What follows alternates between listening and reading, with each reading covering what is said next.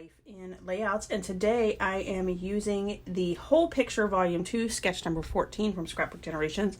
This is one of my favorite sketchbooks, this and the Whole Picture Volume 1, because it uses straight 4x6 photos. Now, I did post earlier the Easter 2020 video, and I'll link it below, because what I wanted to point out was I did not use a sketch in that video, and I did use a sketch in this video, or I should say layout, and they look very similar. And like I was saying in that video, a lot of it has to do with the fact that I love the way Scrapbook Generation does their sketches and a lot of their layout shares that they do with Allison does on her channel. And I think that that is just my style. And so even when I don't use a sketch, it still turns out very Scrapbook Generation-ish. So this is another layout using the Hip Hop Hooray collection from Simple Stories. Love this collection. And having these two layouts next to each other, because they were the same day, like the other layout was about the kids having their Easter egg hunt, and then this layout is about Snapchat fun. I had a friend, and this was actually before Eli came and lived with me, I had a friend make a suggestion about how to create layouts and things for holidays because I was a single person, and that person suggested that I use the Snapchat filters. So I don't send these to anybody, but I think it's pretty awesome because you have the fun Snapchat filter thingies, and I'm not big about using the ones that like really change my appearance. I'm more about the ones that like has the bunny on the head and has the little, bunny ears. And these come out specific to the day that's there. So obviously on Easter, they have Easter ones. I did not know this, but I found out recently that when you are in Walt Disney World, they have Snapchat filters that are specific to Walt Disney World. So you might want to check that out if you have Snapchat and you are at Disney World. So these are just some fun photos of me and Eli and Anderson at my house. We were right before Easter dinner. We were just kind of hanging out on the couch, and we were taking these fun photos. So like I said, we have the ones with the Easter bunny on her head. We have the Easter ears, bunny ears. And then Eli wanted to do this one with the trolls, which has nothing to do with Easter, but because it has the pink hair, I still feel like it's Easterish. So I went ahead and put that one in there as well. I did also go ahead and use a 4x6 card that says Bunny Kisses and Easter Wishes. And that's, I guess, could be my subtitle. My title is going to be Easter Fun, and I'm going to add that over on the far right-hand side.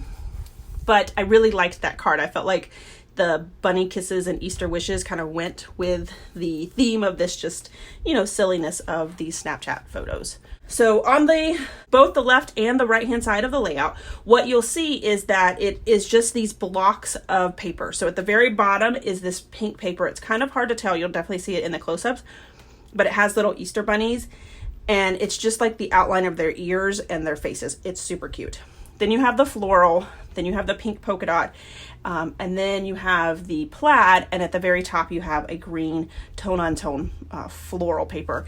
And I don't know if I've mentioned it before, I'm pretty sure I have, but I love this collection. It is so gorgeous. So I did decide to go ahead and put my title down.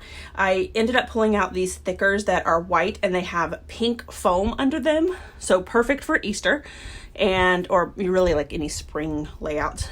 And so I wrote the word Easter with that, and then I used the word fun in the ephemera pack to add my title Easter Fun. And I did go ahead and put that up on Fun Foam, so it kind of is the same height as the thickers. Over on the far right hand side, it calls for a little cluster, and what I decided to do was pull out my banner punch, and I really wanted to use the wood grain, which is like a light wood grain, and I also wanted to use white. So I started out with the white, but I felt like it needed something else, and so I wanted to shadow them. So I had the wood grain and then the white over top of it, so it gave it a shadow, and it was a pain in the butt because I didn't want a full half an inch or a quarter inch. I'm not exactly sure what the banner has. Let's see.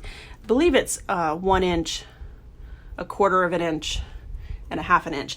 And I didn't want to do that much of it. I just wanted to do a really thin border. So it was kind of a pain to make sure that it was cut straight. Recently, I have pulled out this spatula. I've had this spatula for years. It came with my Cricut, and I had my Cricut way back in like 2000 and mid 2000s, 2005, 2006, something like that.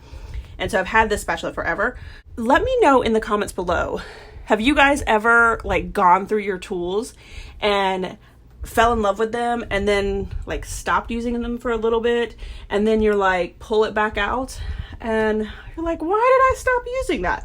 That's how I feel about this spatula, because I tend to pull up a lot of things on my layouts, and this spatula just makes it super easy to pull it up without tearing it or without like bending the paper. So I'm just like dumbfounded as to why I stopped using it. So do you guys have anything like that? Tell me in the comments below. Do you have tools where you just forget about them, and then when you pull them back out, you're like, oh my goodness, this is so amazing. So a part of the collection as well is there were some bees. And so I went ahead and pulled out the bees from the ephemera packs as well as the stickers, and I added one in each of the clusters. And I actually end up with, I guess, 4 clusters if you really think about it. I have the one that's over there on the very far right hand side, the one that is right below the title, so kind of there in the middle.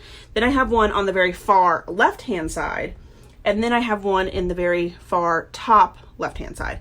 So maybe you could consider the 2 on the left and then the entire like title that spans the entire layout as a cluster. I don't think that it really matters. It still draws your eyes in. I think that the photos are the very focal point of it.